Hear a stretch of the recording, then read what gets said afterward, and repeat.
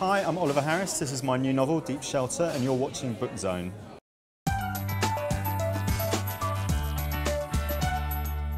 So Deep Shelter is the second in the Nick Belsey series. This time the crimes take place literally under our noses and under our feet. Tell us a bit more.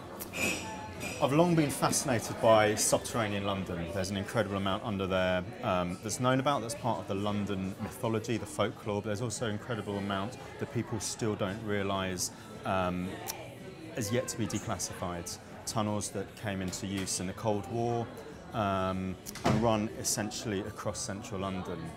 I'd started the Nick Belsey series with him getting up to no good above ground, and I thought I'd love to use his slightly mischievous approach to crime investigation to take him underground and really explore that subterranean city.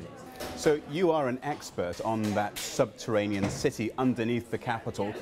Tell us a bit more about what's down there, and could the crimes that take place in your novel actually happen in real life?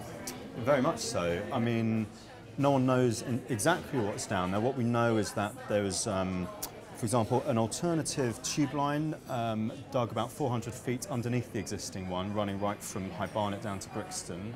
You hear these things talked about early in the 20th century and then never again, but it's down there. I have that on good authority from tube workers. The government built several subterranean telephone exchanges at the height of the Cold War that were kept top secret until the 90s.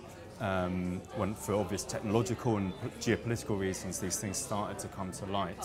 So underneath the whole of Holborn, Chancery Lane, there's a telephone exchange big enough to house about 2,000 people. People walk over each day and have no idea it's down there. So in this book, crimes take place and are facilitated by the underground network. Essentially, Belsey, in a typical characteristic way, has discovered some tunnels, taken a hot date down there and loses her. He doesn't know where she's gone, he doesn't know who's taken her, but he needs to map out these tunnels to figure out where on earth he's going to find his girlfriend. It soon becomes clear that he's being shown them by an individual very deliberately. Someone wants him to investigate not just the disappearance, but the tunnels themselves. So he needs to find out why. So he works for the Metropolitan Police, which is in a bit of an organisational crisis at the moment. Do your books reflect that crisis and police corruption and other issues that are in the news today? Yes, I mean, it's one of the aspects I'm very interested in. You have a huge amount of power and freedom, especially once you're into plain clothes as CID.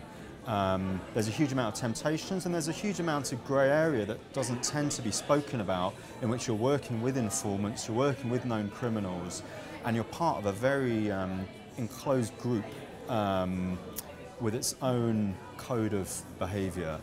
Now, you have a degree in English literature and 2 MAs in creative writing and Shakespeare studies. Yeah.